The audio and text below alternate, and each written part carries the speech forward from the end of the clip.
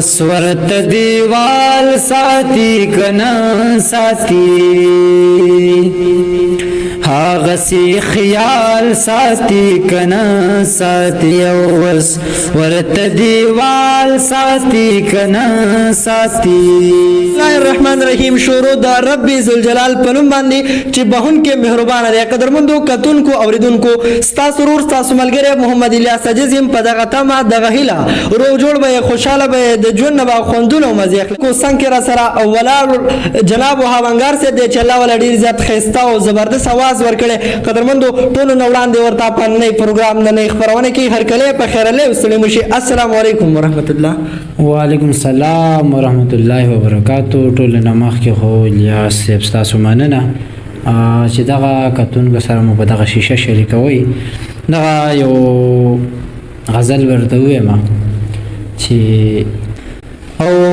وسورت دیوال ساتي کنا ساتي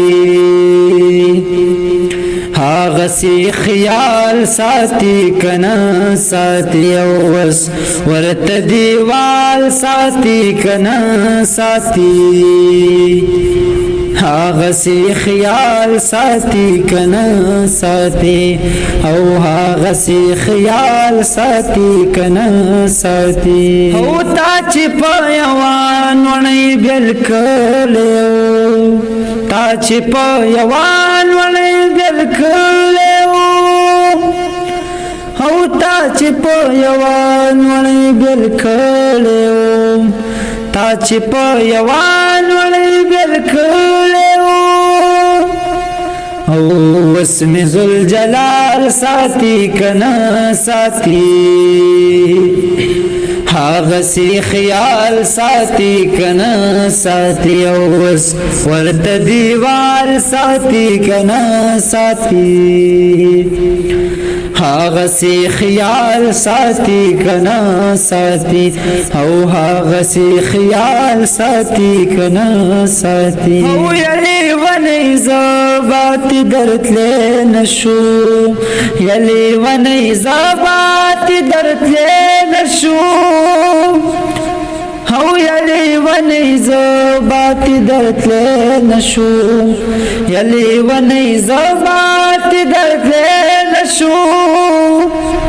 اوس په هغه کډوال ساتي کنا ساتي هاغسی خیال ساتي کنا ساتي اوس ورت دیوال ساتي کنا ساتي هاغسی خیال ساتي کنا ساتي او هاغسی خیال ساتي کنا ساتي هغه یتیمان ماشومان څنګه دي هغه یتیمان ماشومان څنګه دي